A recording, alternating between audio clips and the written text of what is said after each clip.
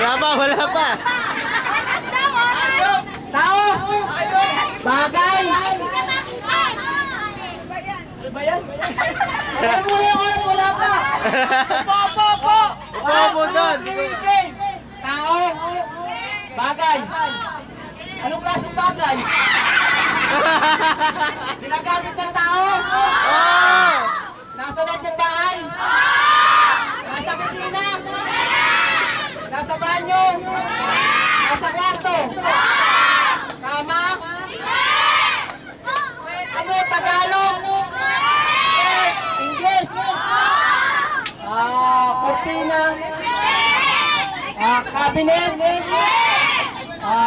Nasa kwarto? English?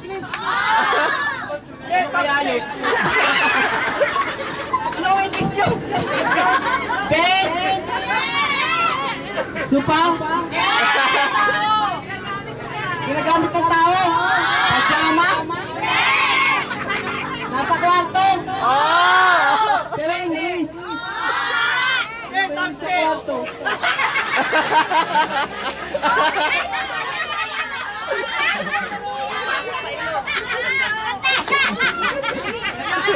Pinapasok sa tenga.